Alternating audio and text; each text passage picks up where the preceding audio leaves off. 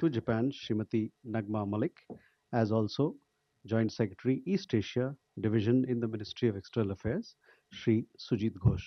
With that, I turn it over to Foreign Secretary for his initial remarks. Sir. Thank you, Randir. Good evening.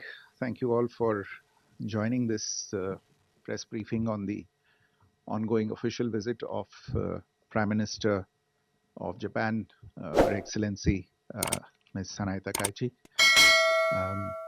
You are aware that the Prime Minister arrived in New Delhi yesterday evening on an official visit at the invitation of the Honorable Prime Minister Shri Narendra Modi. This is Prime Minister Takaichi's first ever official visit to India. But the two prime ministers have met twice earlier. They were together at the G7 summit in Evian-les-Bains in France just last month, just a couple of weeks ago, in fact. And before that, in November 2025, last year, they met on the sidelines of the G20 summit in South Africa in Johannesburg. Prime Minister Takaichi is accompanied by a high-level official delegation and, more importantly, with a very high-powered and very large business delegation, which underscores the importance of the B2B pillar in our relationship. Let me begin by giving you a brief overview of the engagements that have taken place thus far. Early this morning, Prime Minister Takaichi was accorded a ceremonial welcome at the forecourt of Rashtrapati Bhavan. Thereafter, the two prime ministers held discussions both in the restricted and in the delegation level talks format at Hyderabad House. And during these talks, the leaders reflected on the very strong foundation of our bilateral ties across multiple sectors, including trade and investment, economic security, defense, supply chain resilience, technology, innovation, and people to people exchanges.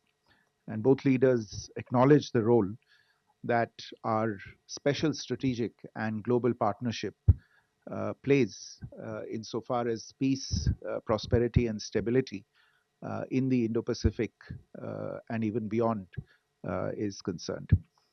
In fact, at the outset of the discussions, it was recalled what late Prime Minister Shinzo Abe had said, that a strong Japan and a strong India were in each other's interest, and in fact, in the regional and global interest.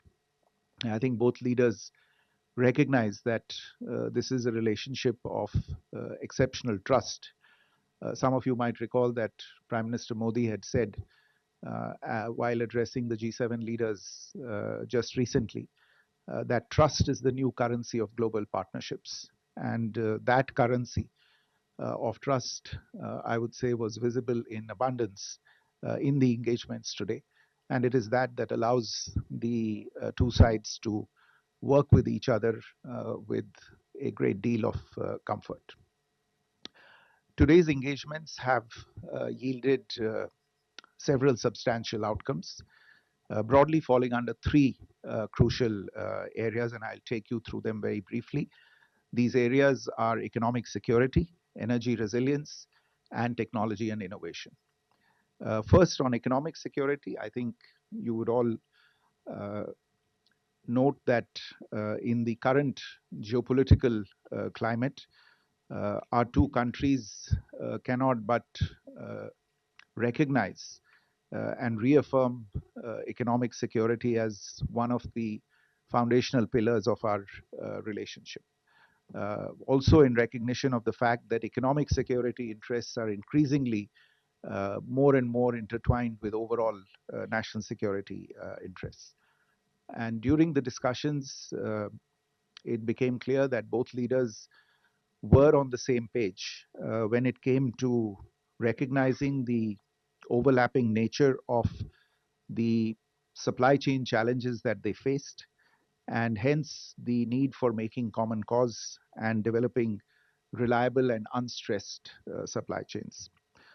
The Economic Security Declaration that was agreed, and which you may already have seen, it should be on the MEA website in a short while if you haven't seen it. The declaration gives practical guidance to further strengthen project based economic security cooperation. We have also issued the Economic Security Fact Sheet 2.0, which is an illustrative list of ongoing government and business engagements in this area. It is significant that many of the outcomes that were finalized during the course of this summit fall in the area of economic security, whether it's the memorandum of cooperation in the field of batteries or pharmaceuticals, including APIs and KSMs, or technical collaboration for resource exploration and mapping of critical minerals. The second major area of discussions today was energy resilience.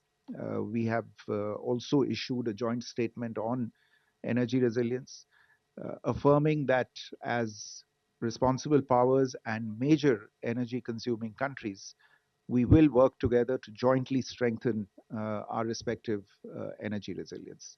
And we've agreed to cooperate on strategic stockpiling and reserve mechanisms for crude oil and petroleum products, as well as exploring joint investments in maritime energy transport value chains. We have also announced today the Japan India Cooperative Biogas for Growth initiative. Under this, Japan will partner with India in setting up 1,000 biogas plants all across India by leveraging the vast network of dairy cooperatives that already exists in India.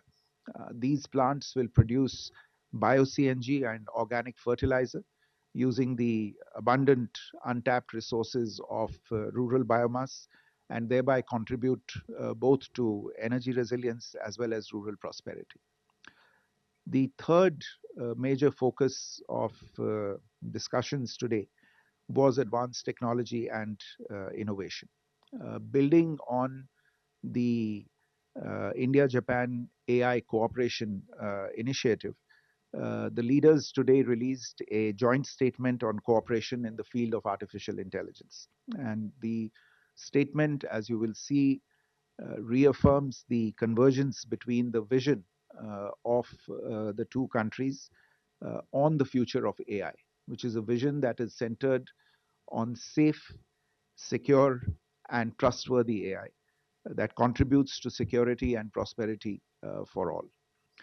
It includes cooperation across the entire AI stack, from the necessary physical infrastructure to developing AI applications for public good.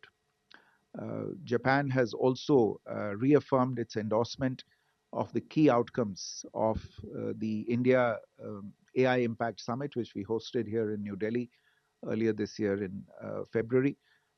I would say that artificial intelligence is emerging as a major sunrise sector in the cooperation between the two countries. There is a joint statement as well that's been released on the occasion of the visit, which should also be available very soon. The strategic convergence that is reflected in the joint statement is backed by very robust institutional linkages that have been finalized today. We've seen crucial uh, agreements. In fact, if I speak specifically about the AI initiative and the understandings with regard to AI between India and Japan, we've seen some very crucial agreements on the development of large language models. IIT Bombay's Bharat Gen, for instance, and Japan's National Institute of Informatics have signed an MOU focusing on multilingual scientific LLMs and enhanced scientific reasoning. Similarly, India's Sarvam AI and Japan's preferred networks have established a framework for cooperation across the full AI technology stack, including foundational models. Finally, looking ahead to 2027, which marks the 75th anniversary of the establishment of diplomatic ties between our two countries, the two sides have agreed to a list of commemorative outcomes and events with a strong focus on youth to celebrate this milestone in a befitting manner. We will celebrate the year 2027 as the India Japan Year of Shared Horizons. Prime Minister Sanae Takaichi has also invited Prime Minister Modi to visit Japan next year for the annual summit, and this annual summit will come in the midst of these celebrations. Uh, Earlier today, in fact, just a short while ago, following the bilateral talks, both leaders participated in the India Japan Joint Economic Forum. Economic cooperation, as I said earlier, lies at the heart of our bilateral relations. You might recall that at the 15th annual summit held in Tokyo last year,